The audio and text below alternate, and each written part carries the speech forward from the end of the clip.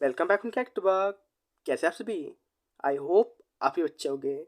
तो फ्रेंड, आज की इस वीडियो में मैं आपको इस 12 वोल्ट के अडेप्टर को रिपेयर करके दिखाने वाला हूँ। फ्रेंड, इसमें जो प्रॉब्लम है ये पूरी तरह डेड है। इसके आउटपुट में 1 वोल्ट भी नहीं निकल रहा है। तो मैं सबसे पहले आपको चेक करके दिखा देता हूँ। तो सबसे पहले मैं मेन लाइन का बोर्ड रखा हुआ हूँ, इसलिए इसका सबसे पहले AC वोल्टेज चेक करते हैं कि यहाँ वोल्टेज आ रहे हैं कि नहीं, क्योंकि कुछ लोग कहते हैं मैं फेक भी दिखाता हूँ, इसलिए मैं दिखा देता हूँ। तो मैं देख सकते हैं यहाँ पूरे 240 वोल्ट अवेलेबल है।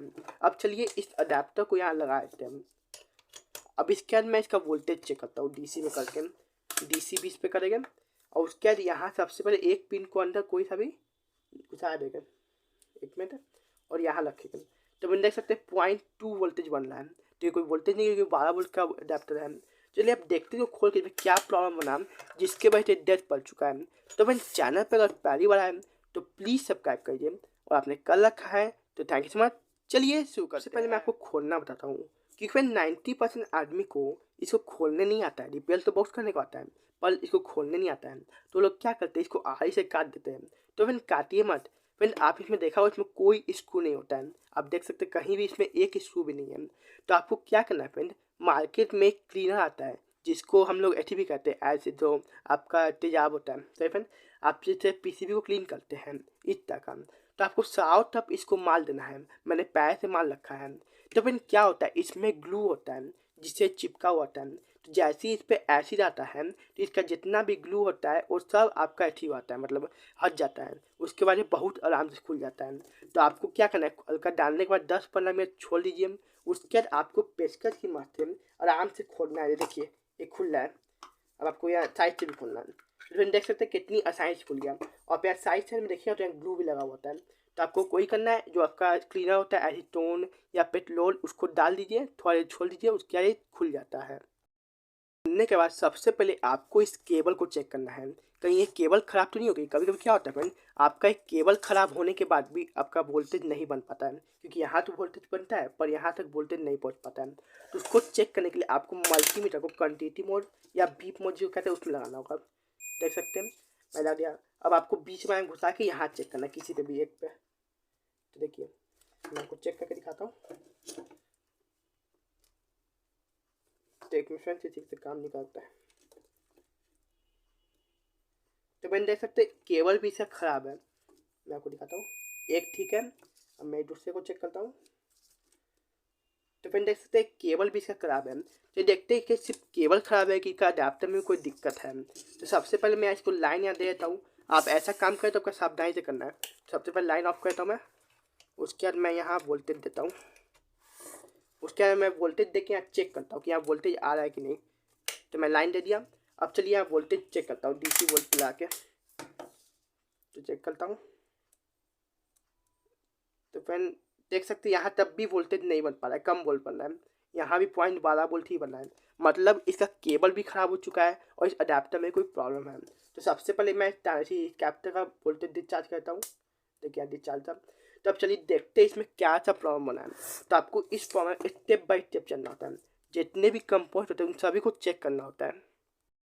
इसका प्राइमरी सेक्शन ठीक लग रहा है, क्योंकि फ्रेंड यहाँ जो कैपिटल है, मेन कैपिटल है, इस पे वोल्टेज फैल रहा है, मतलब इसका प्राइमरी सेक्शन ऑलमोस्ट ठीक है।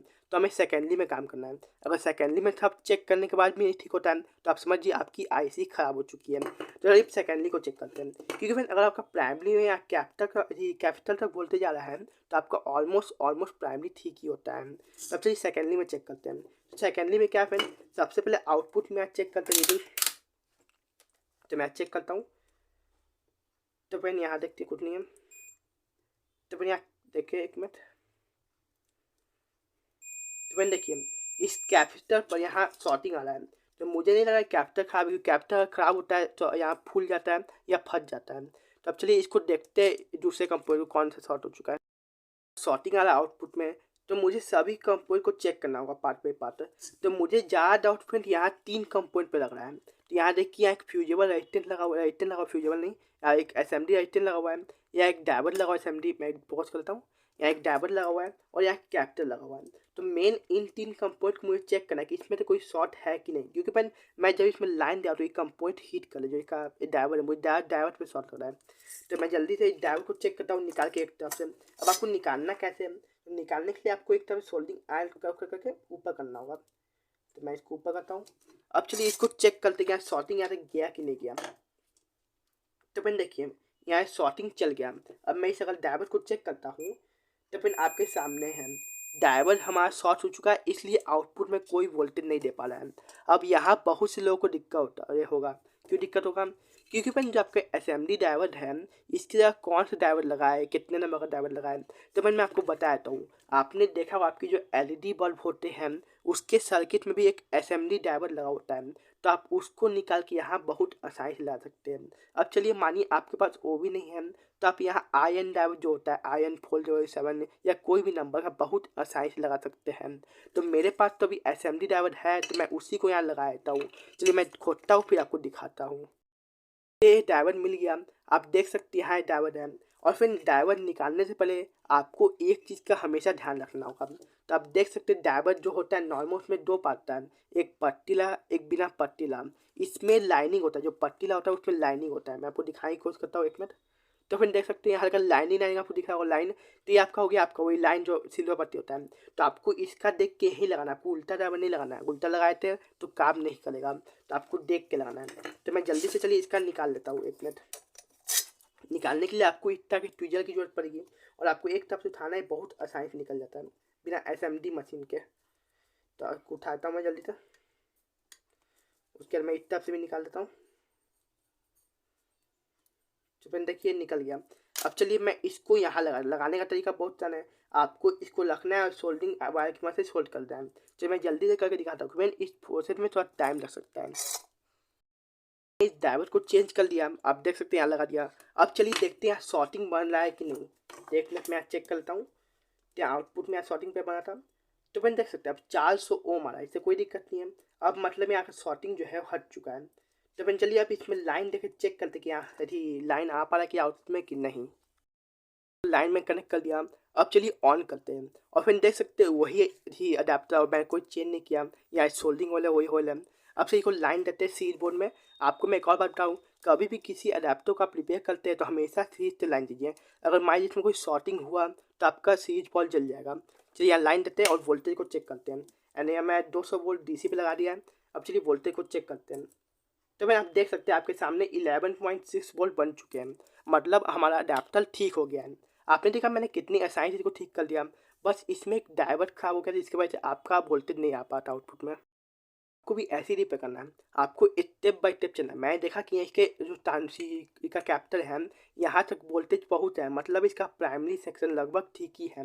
तो मैंने सेकेंडरी में काम किया, जिससे मैं टाइम बचा। और मैंने देखा कि यहाँ कोई शॉर्टिंग आ रहा है, तो मैंने क्या किया, इसको लाइन में प्लग इन करके इन सब कंपोनेंट पे हाथ लग के देखा। अब घबराइए मत, यहाँ आपको करंट नहीं लगेगा, यहाँ करंट लगता है। जो आपका प्राइमरी होता है उस पर करंट लगता है, सेकेंडरी में करंट नहीं लगता है।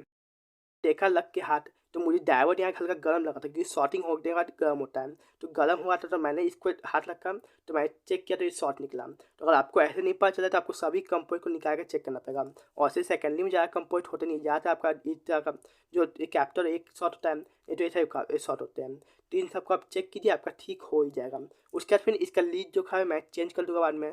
तो अगर वीडियो आपको पसंद आई तो प्लीज़ एक लाइक कीजिएगा, और चैनल पर अगर नए हैं तो प्लीज़ सब्सक्राइब जो कीजिएगा। चलिए मिलते हैं किसी और video. Take care, bye bye, जय हिंद।